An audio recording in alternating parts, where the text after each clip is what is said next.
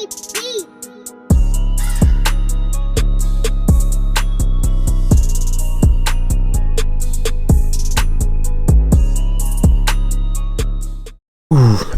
what's up, guys? Today I want to do a different style video. I kind of want to give you guys my 5 things that I have been, I guess, surprised about with my ownership of a Dodge Challenger RT.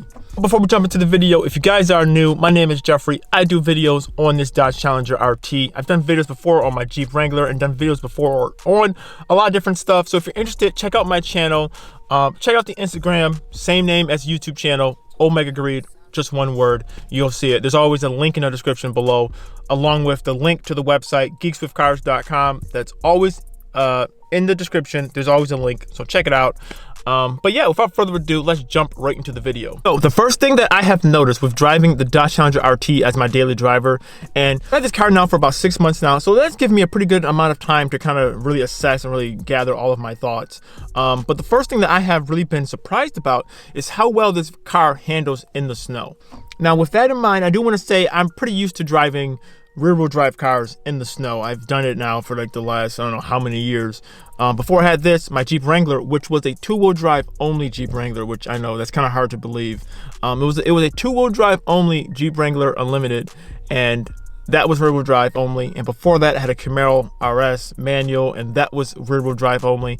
And yeah, I drove that in the snow as well. Granted, I'm from the Buffalo, New York area, so I'm pretty used to driving in the snow. So, you know, that goes along with that. I will say this car has just been better than some of my past and previous cars. Just want to point out, at my basketball league, someone else is out here. This is how we do it. And someone else has a Charger over there too, but it's like, yep. Doesn't matter if it rains, snows, sunny out, you still drive your car. I appreciate that. I appreciate it. I will go so far as to say, even I remember the one time we went out, I remember the one day it was snowing out, me and my fiance, we took a drive and we drove my fiance's car, which she has a Jeep Compass, and that has a all-wheel drive system in it.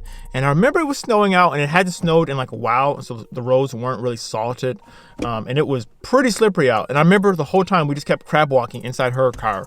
And I kept thinking to myself, if I were inside my car, I feel like it would have been better. So yeah, no, that just goes to show, like, honestly, just because your car is rear-wheel drive, if you're used to driving in snow, you can make it work. But yes, overall, I've been really just surprised with how well this car drives in the snow.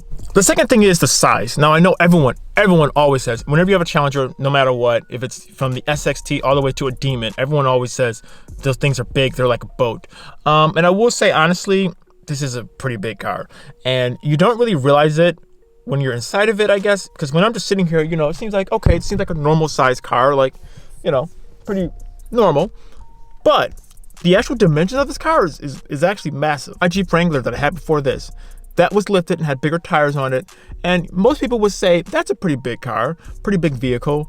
The crazy thing is, though, this car takes up more just square footage than the Jeep Wrangler. I can personally testify for that just when going through like drive-throughs or like bank, like ATM, little drive-in things. I have to be a lot more careful just about my front, just make sure I don't hit the front of my hood or the front of my like chin splitter or anything like that as I'm pulling into drive-throughs. I have to be a lot more careful just because how massively just, you know, long the car is, and it's pretty wide as well.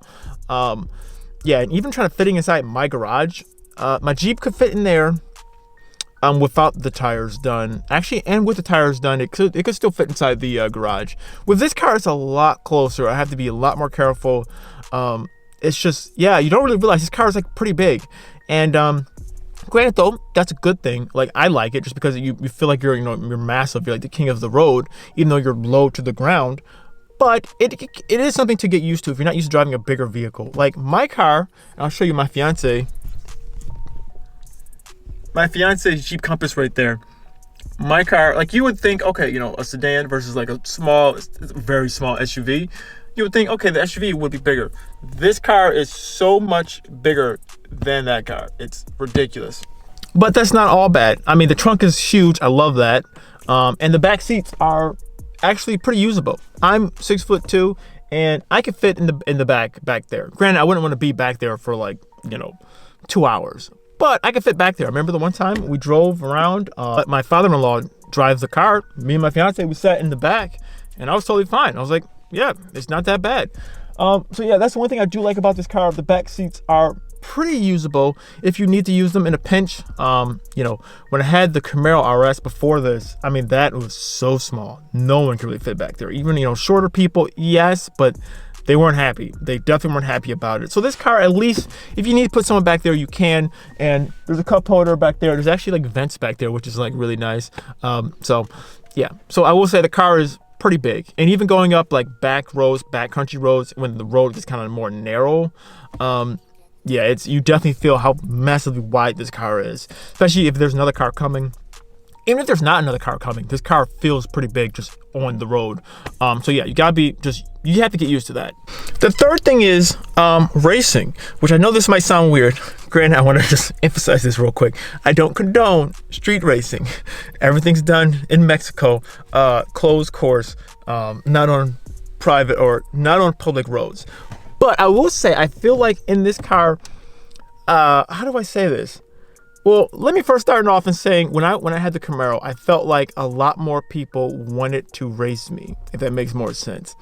Granted though, that was a V6, it was a manual. Even though you couldn't really tell it was a V6, I mean, it was debadged. I mean, yeah, if you had more of a keen eye, you could probably tell, but not many people really wanted to race me. Well, more people wanted to race me in that than I feel like in this. Granted, now I will say that this car, obviously, I mean, the one thing I don't like about the RTs and about the Challengers really in general, the RT and the SXT, they pretty much look the same. If you have the 5.7 liter V8, you have to move up to the Scat Pack for it to look different. So I don't really like that. So I don't know. Most people, I don't know if they can really tell if this is if it's a V8 versus like the SXT. Granted, though, the sound, you know, when you hear it, you're like, okay, yeah, that's a V8.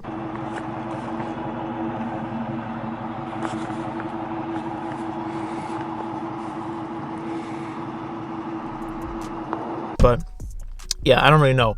But I will say the one time I was going on the highway and there was some dude. It must have been like a cammed Dodge Ram, because it was pretty loud and it sounded like it was actually cammed out. You know, I saw him going on the highway. You know, I caught up to him. I put my car in sport mode. I downshifted. I was like, oh, maybe this guy wants to go. Granted, though, like I'm saying, everything done in Mexico, not here. You know, completely Mexico. So whatever. Granted, I thought the guy wanted to go, but he just didn't. I mean, I was kind of surprised because the way the guy was going. He looked like he was just like, I don't know, just out there, just having some fun. You're not doing anything crazy. Just just doing a couple little pulls. He didn't really want to go. Granted, if this is the 5.7 and he has the 5.7, even if his is cammed, I feel like he would have a advantage. He really wouldn't want to. But I don't really know. But I will feel like when I was inside the Camaro, man, plenty of times when I was just driving home from work, just doing like normal things, people always wanted to race me. Like kids always wanted to race me. Which I think that kind of plays into a whole nother aspect. I feel like this car is a much more, I guess, mature looking car, if that makes sense. Even though it is, obviously it's a muscle car or stuff like that. But I feel like not many I don't really get a whole bunch of like Honda Civics trying to race me or stuff like that. I feel like most people, even when I'm just at like a normal stoplight and I'm just like, if I'm first in line at a stoplight and another car pulls up next to me, I feel like a lot of people, they don't even like pull all the way up next to me, or they like wait until I take off before they take off. I have noticed that. I feel like in the Camaro, more and more people try to race me, or more, even if they weren't like actually trying to race me, more and more people, I guess they weren't necessarily as intimidated, if that makes more sense. I feel like because in this car, the sound is, it sounds really good. So people know it's a V8. So I don't know. I could be way over analyzing this, but I will say I personally have noticed that. I mean, everyone's experience is going to be different, but in my 6 months of ownership, I realized not many people have really tried to race me or try to do anything like that. I remember like one time, and only this one time, some dude inside a Nissan Maxima like pulled up next to me, and like, granted though, we were on our way to work, and this dude was just like blowing through traffic. He pulled up next to me and like looked over. Like I saw him like weaving in and out of traffic, and I stopped. I was at the red light and he pulled up next to me. I saw him like look over at me and just kind of like give me like a weird look. Granted, I was on my way to work and I'm just like, I'm just driving to work right now, like, whatever. That was like the only time. I mean, when the light turned green, he went off, but normally drove. That's like the only time anyone has ever done that in this car. So I will say with that, you know, I don't know, take that with a grain of salt. That's just my personal own experience. Everyone's experience is going to be a little bit different. But there you go. The other thing is the gas mileage. And I will say this is kind of a strange thing. Honestly, well, I mean, granted though, I came from a Jeep Wrangler, so anything that has better gas mileage than that, I'm going to feel like that's a victory. In this car, the gas mileage I'm getting right now, actually, I will test it. I will turn my car on. I will take a quick look. As you can see right there, 20 miles per gallon. And this is with me like not even like really trying. This is with me doing like pulls and stuff like that. I have gotten way better than that. I've gotten like 23 miles per gallon. That's with me doing a mixture of both city and highway driving. So to me, that's a big win. Like I said, I came from Jeep Wrangler. In that, I was getting around 14 miles per gallon. So getting, you know, 20 plus miles per gallon, that's a big win for me. So figured I'll just put that in there. The 5.7 liter V8, that's just a great thing. Honestly, it has the active cylinder deactivation. So it goes into 4-cylinder mode when you're not, you know, on it. And that's a great thing to have. And yeah, I don't know. The car, as far as gas mileage, has been great. I only fill up like once a week now, and that's just been great. This is, like I said, this is my daily driver. So yeah, you know, you don't really think about that, but that is something to consider. Then the last thing is the sound, or the active exhaust. Now mine is a 2017, so from 2017 onward, all the V8s had the active exhaust. Before that, you had to move up to the Scat Pack or the 6.4 liter. So that was like the SRTs, the Scat Pack, you know, whatever. Those variants had the active exhaust and higher trim. But from 2017, the RTs got the active exhaust. And I will say that with the active exhaust, this car sounds great. I remember when I was first looking to buy this car, one of the first things I said I wanted to do was do a mid-muffler delete. I wanted to make it louder, you know, blah, blah, blah, blah. But honestly, I could say with the active exhaust, I'm pretty good.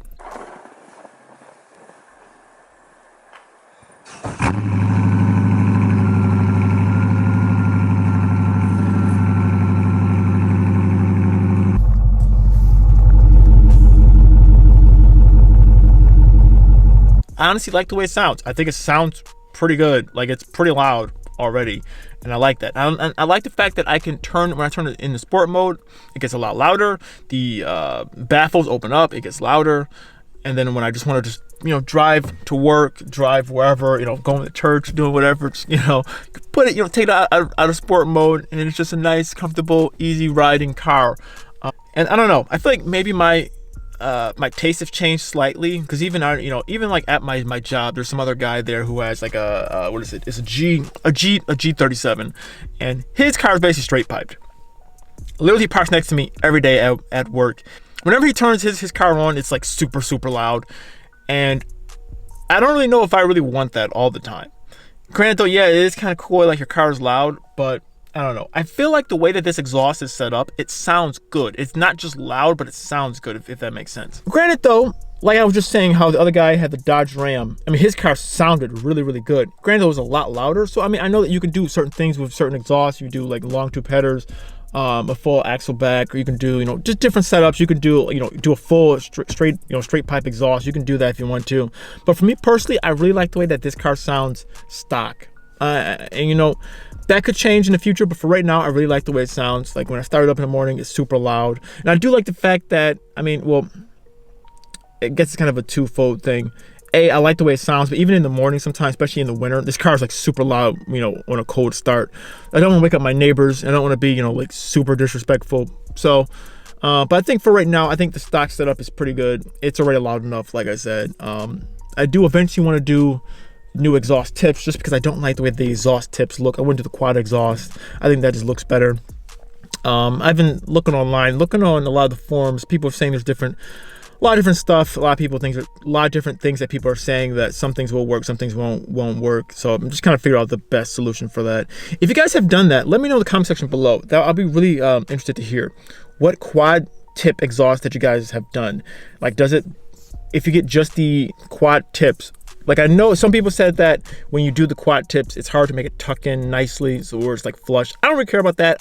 If it sticks out, you know, quite a bit, like 2 inches, I'm fine. If it sticks out, I'm totally fine with that. But I still want to make sure that it doesn't interfere with the active exhaust. So that's kind of my main concern. If you guys have done it before, please let me know in the comment section below, because I'm really interested to know what you guys have done. The last and final thing is going to be a little bonus one. This one just kind of is compliments, which is kind of strange. In this car, I feel like I've gotten a decent amount of compliments. In the Camaro, I got some compliments. They were mostly from just dudes, you know, a whole bunch of other different dudes. In the Jeep, I got compliments all the time, like all the time, from kids, women, dudes, like anyone, everyone. They love the Jeep, especially when you took the doors off, had the roof off. People so interested. People thought it was the coolest thing. Like literally everyone at my job thought it was so cool. Everyone was like, man, that's so cool. It looks great. It's fun. In this though, I feel like I get a decent amount of compliments as well. It's a mixture. It's not as much as in the Jeep, but you do get a good amount of compliments.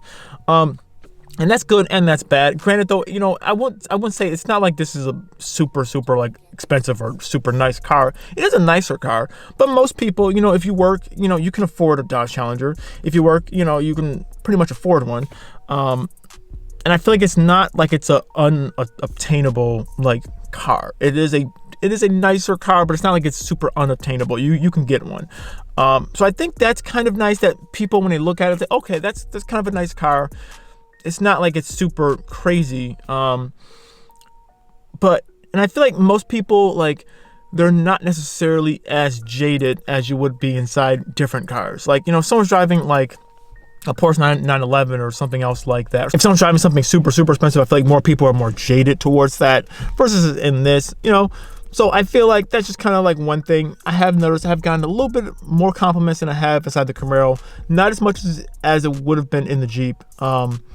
You know, that's good and that's bad. Even though the car, it's in black, so it does look nice, but it's not as flashy as some other colors.